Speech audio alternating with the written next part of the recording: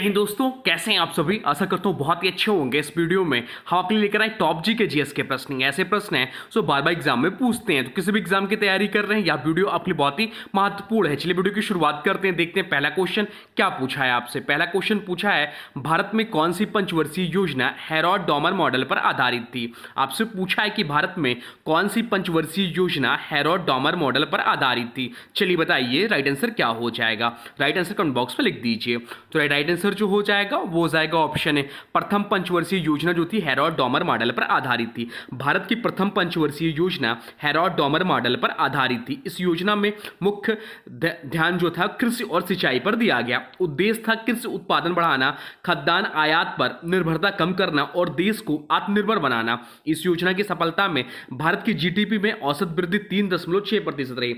वृद्धि हुई, लक्ष्य था 2.1%। बाकी विकल्पों की बात करें तो द्वितीय पंचवर्षीय योजना जो थी पीसी महालनोबिस मॉडल पर आधारित थी और या इसमें औद्योगिकरण पर विशेष जोर था। तृतीय पंचवर्षीय योजना की बात करें तो कृषि और उद्योग दोनों पर संतुलित विकास था। और चौथी पंचवर्षीय योजना स्थिरता और आत्मनिर्भरता पर केंद्रित था। तो जो भी कुछ इंपॉर्टेंट बिंदु बताए हैं वो भी एग्जाम में पूछता है, तो ध्यान रखिएगा। जो भी कुछ नया लगे कॉपी पर उठा के नोट कर लिया करिए। अब चलते हैं अगले प्रश्न की ओर, देखते हैं अगला प्रश्न क्या पूछा है आपसे। अगला प्रश्न पूछा है, राज्य लोक सेवा आयोग के अध्यक्ष का कार्यकाल कितना होता है। आपसे पूछा है कि राज्य लोक सेवा आयोग के अध्यक्ष का कार्यकाल कितना होता है। चलिए बताइए राइट आंसर क्या हो जाएगा। राइट आंसर कमेंट बॉक्स में लिख दीजिए। तो राइट आंसर जो हो जाएगा वो हो जाएगा ऑप्शन ए, 6 वर्ष या 62 वर्ष की आयु या जो भी पहले हो। संविधान का अनुच्छेद 316 राज्य लोक सेवा आयोग के अध्यक्ष और सदस्यों की नियुक्ति और कार्यकाल से संबंधित है। राज्य लोक सेवा आयोग अध्यक्ष कार्यकाल जो होता है 6 वर्ष या 62 वर्ष की आयु तक होता है, इनमें से जो पहले हो। अब चलते हैं अगले प्रश्न की ओर, देखते हैं अगला प्रश्न क्या पूछा है आपसे। अगला प्रश्न पूछा है, जनगणना 2011 के अनुसार भारत के सबसे कम घनी आबादी वाला जिला दिबांग घाटी किस राज्य में स्थित है। आपसे पूछा है कि जनगणना 2011 के अनुसार भारत के सबसे कम घनी आबादी वाला जिला दिबांग घाटी जो है वह किस राज्य में स्थित है। चलिए बताइए राइट आंसर क्या हो जाएगा। तो राइट आंसर जो हो जाएगा वो हो जाएगा ऑप्शन बी, अरुणाचल प्रदेश में स्थित है। दिबांग घाटी जिला अरुणाचल प्रदेश में स्थित है। जनगणना 2011 के अनुसार यहाँ की जनसंख्या घनत्व तो मात्र 1 व्यक्ति प्रति वर्ग किलोमीटर है, जो भारत में सबसे कम है। यह इलाका घने जंगलों और दुर्गम पर्वतीय भूभाग से भरा हुआ है। यहाँ मिश्मी जनजाति प्रमुख रूप से निवास करती है। अब चलते हैं अगले प्रश्न की ओर, देखते हैं अगला प्रश्न क्या पूछा है आपसे। अगला प्रश्न पूछा है, निम्न में से किस बैंक की स्थापना 1806 में बैंक ऑफ कलकत्ता के रूप में की गई थी। आपसे पूछा है कि निम्न में से किस बैंक की स्थापना 1806 में बैंक ऑफ कलकत्ता के रूप में की गई थी। चलिए बताइए राइट आंसर क्या हो जाएगा। तो राइट आंसर जो हो जाएगा वो हो जाएगा ऑप्शन सी, भारतीय स्टेट बैंक इस प्रश्न का राइट आंसर हो जाएगा। 1806 में बैंक ऑफ कलकत्ता की स्थापना हुई थी। 1809 में इसका नाम बदलकर बैंक ऑफ बंगाल कर दिया गया। बाद में 1921 में bank of Bengal, bank of Bombay और बैंक ऑफ मद्रास को मिलाकर इंपीरियल बैंक ऑफ इंडिया बनाया गया। 1955 में इसका राष्ट्रीयकरण कर दिया गया और इसका नाम भारतीय स्टेट बैंक यानी कि एसबीआई रखा गया। अब चलते हैं अगले प्रश्न की ओर, देखते हैं अगला प्रश्न क्या पूछा है आपसे। अगला प्रश्न जो पूछा है वह पूछा है, 1932 में महात्मा गांधी और किसके बीच पूना पैक्ट पर हस्ताक्षर किए गए थे। आपसे पूछा है कि 1932 में महात्मा गांधी और किसके बीच पूना पैक्ट पर हस्ताक्षर किए गए थे। चलिए बताइए राइट आंसर क्या हो जाएगा। तो राइट आंसर जो हो जाएगा वो हो जाएगा ऑप्शन डी, BR अम्बेडकर यानी कि भीमराव अम्बेडकर। पूना पैक्ट पर हस्ताक्षर 24 सितंबर 1932 को हुए। यह समझौता महात्मा गांधी और डॉक्टर भीमराव अम्बेडकर के बीच हुआ था। यह समझौता पुणे की यरवदा जेल में हुआ। यहाँ गांधी जी उस समय कैद थे। समझौते के मुख्य बिंदु थे डॉक्टर अंबेडकर द्वारा मांगे गए अलग निर्वाचक मंडल की जगह दलित वर्ग के लिए सामान्य निर्वाचन प्रणाली प्लस आरक्षित सीटें तय की गई। अब चलते हैं अगले प्रश्न की ओर, देखते हैं अगला प्रश्न क्या पूछा है आपसे। अगला प्रश्न पूछा है, निम्नलिखित में से किस वास्तुकार ने गेटवे ऑफ इंडिया को डिजाइन किया था।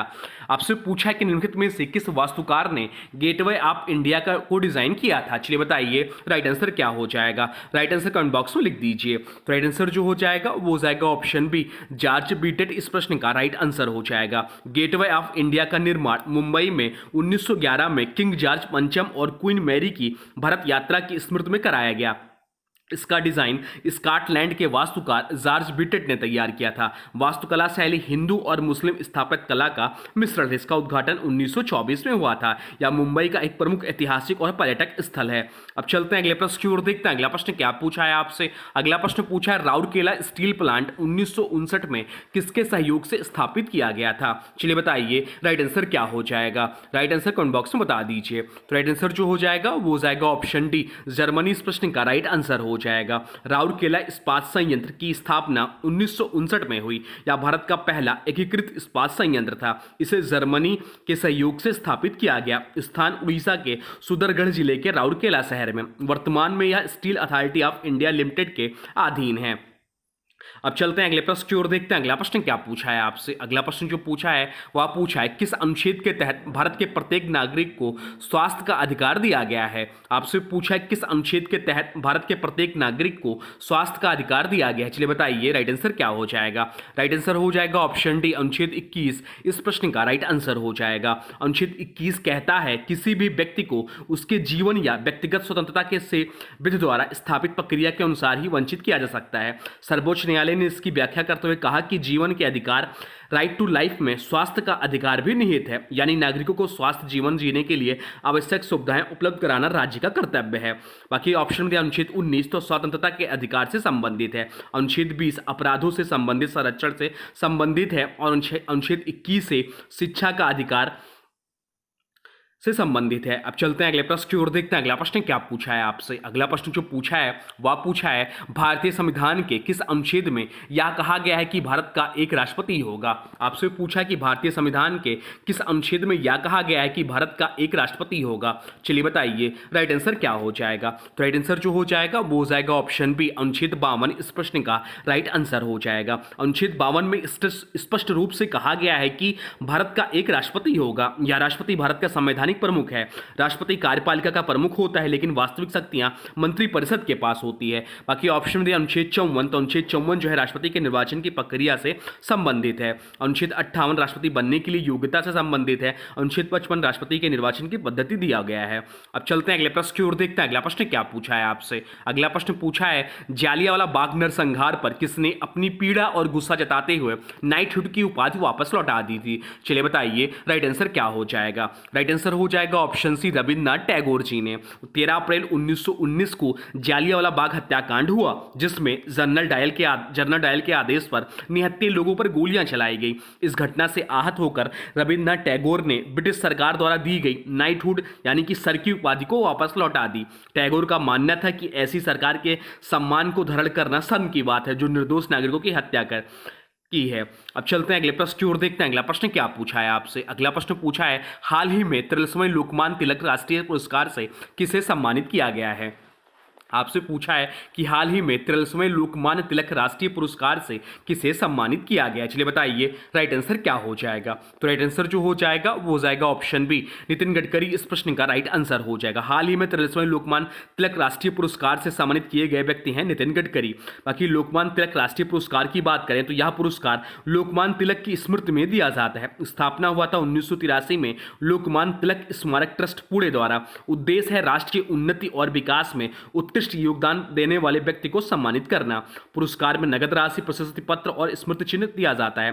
पहला पुरस्कार 1983 में मिला था। आप लोग कमेंट बॉक्स में बताइए किसे मिला था। 2023 में 41वां पुरस्कार जो मिला था वो प्रधानमंत्री नरेंद्र मोदी को मिला था। 2024 में 42वां पुरस्कार जो दिया गया था वह सुधा मूर्ति को मिला और 2025 में 43वां पुरस्कार जो नितिन जयराम गडकरी को मिला।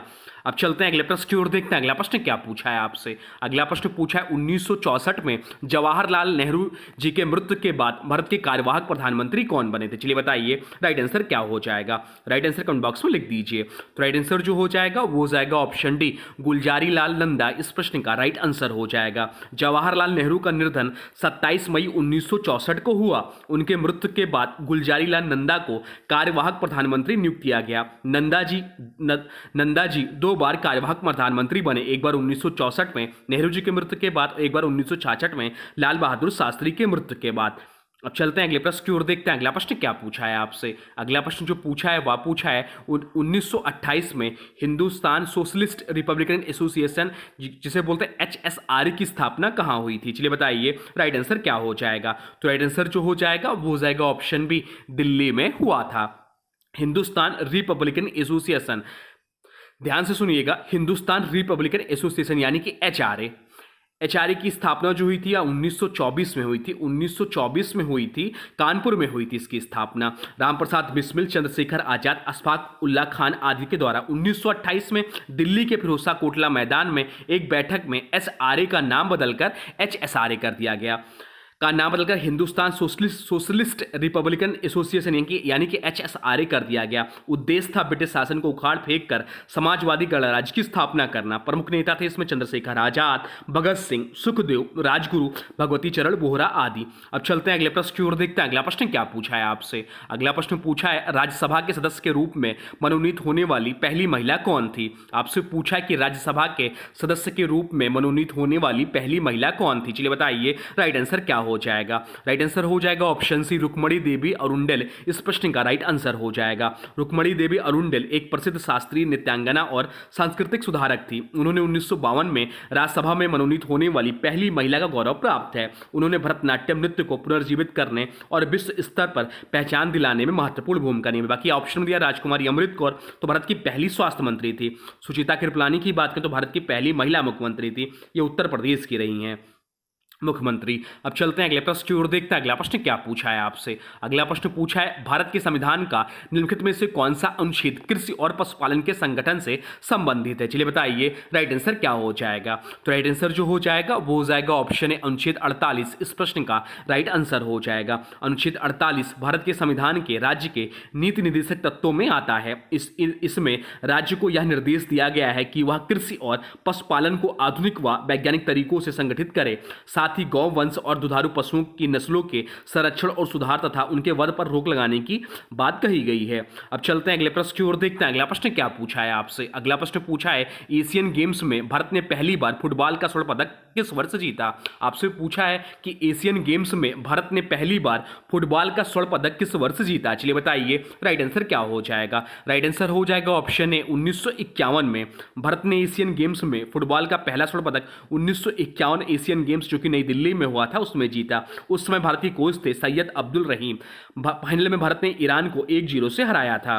अब चलते हैं अगले प्रश्न की ओर, देखते हैं अगला प्रश्न क्या पूछा है आपसे। अगला प्रश्न जो पूछा है वह पूछा है निम्नलिखित में से कौन भारतीय नृत्य के क्षेत्र में पुरस्कार और मान्यता प्रदान करता है। आपसे पूछा कि निम्नलिखित में से कौन भारतीय नृत्य के क्षेत्र में पुरस्कार और मान्यता प्रदान करता है। चलिए बताइए राइट आंसर क्या हो जाएगा। राइट आंसर हो जाएगा ऑप्शन बी, संगीत नाटक अकादमी। इस प्रश्न का राइट आंसर हो जाएगा संगीत नाटक अकादमी 1953 में स्थापित भारत सरकार का एक राष्ट्रीय स्तर का संस्थान है। यह संगीत, नृत्य और नाटक के क्षेत्र में उत्कृष्ट कार्य करने वाले को संगीत नाटक अकादमी पुरस्कार प्रदान करता है। यह पुरस्कार भारतीय शास्त्रीय नृत्य शैलियों सहित लोक नृत्यों को भी मान्यता देता है। अब चलते हैं अगले प्रश्न की ओर, देखते हैं अगला प्रश्न क्या पूछा है आपसे। अगला प्रश्न पूछा है सैयद अहमद बरेलवी किस मुस्लिम सुधार आंदोलन के संस्थापक थे। चलिए बताइए राइट आंसर क्या हो जाएगा। तो राइट आंसर जो हो जाएगा वो हो जाएगा ऑप्शन डी, वहाबी आंदोलन के संस्थापक थे। सैयद अहमद बरेलवी ने वहाबी आंदोलन की स्थापना की। यह आंदोलन 19वीं शताब्दी में भारत में चला और इसका उद्देश्य था इस्लाम को उसकी शुद्ध और मौलिक अवस्था में पुनः स्थापित करना, विदेशी शासन विशेषकर अंग्रेजों का विरोध, सामाजिक व धार्मिक सुधार। बाकी की बात करें तो अलीगढ़ आंदोलन जो है इसकी स्थापना सर सैयद अहमद खान ने की थी। अलीगढ़ मुस्लिम यूनिवर्सिटी की नींव रखी। अहमदिया आंदोलन इसकी स्थापना मिर्जा गुलाम अहमद ने 19वीं शताब्दी के अंत में की थी। अब चलते हैं अगले प्रश्न की ओर, देखते हैं अगला प्रश्न क्या पूछा है आपसे। अगला प्रश्न पूछा है बिरसा मुंडा अंतर्राष्ट्रीय हॉकी स्टेडियम जो देश का सबसे बड़ा हॉकी स्टेडियम है कहाँ स्थित है। चलिए बताइए राइट आंसर क्या हो जाएगा। तो देश का जो सबसे बड़ा हॉकी स्टेडियम है वह बिरसा मुंडा अंतर्राष्ट्रीय हॉकी स्टेडियम है। या कहाँ पर स्थित है, तो यह स्थित है राउरकेला उड़ीसा में स्थित है। बिरसा मुंडा अंतर्राष्ट्रीय हॉकी स्टेडियम राउरकेला उड़ीसा में स्थित है। यह भारत का सबसे बड़ा हॉकी स्टेडियम और 2023 हॉकी विश्व कप के लिए विशेष रूप से तैयार किया गया था। इस स्टेडियम में लगभग 20,000 दर्शकों की क्षमता है। इसे बहुत कम समय यानी कि 15 महीने में बनाया गया जो एक रिकॉर्ड है। अब चलते हैं अगले प्रश्न की ओर, देखते हैं अगला प्रश्न क्या पूछा है आपसे। अगला प्रश्न पूछा है निम्नलिखित में से कौन सा निम्न श्रेणी का भूरा कोयला है जो आर्द्रता की उच्च मात्रा के कारण कोमल होता है। चलिए बताइए राइट आंसर क्या हो जाएगा। राइट आंसर हो जाएगा ऑप्शन डी, लिग्नाइट। इस प्रश्न का राइट आंसर हो जाएगा। लिग्नाइट को भूरा लिग्नाइट को जो है वह भूरा कोयला भी कहा जाता है। यह निम्न श्रेणी का कोयला है जिसमें आर्द्रता की मात्रा अधिक और कार्बन की मात्रा कम, लगभग 30 से 40% होती है। इसकी वजह से यह कोयला कोमल और कम ऊष्मा उत्पन्न करने वाला होता है। भारत में लिग्नाइट का प्रमुख भंडार नेवेली जो कि तमिलनाडु में है पाया जाता है। बाकी ऑप्शन में दिया बिटुमिनस, तो बिटुमिनस मध्यम श्रेणी कोयला होता है। इसमें कार्बन की मात्रा 60 से 80% होता है। उस पर ऊष्मा उत्पादन अच्छा होता है।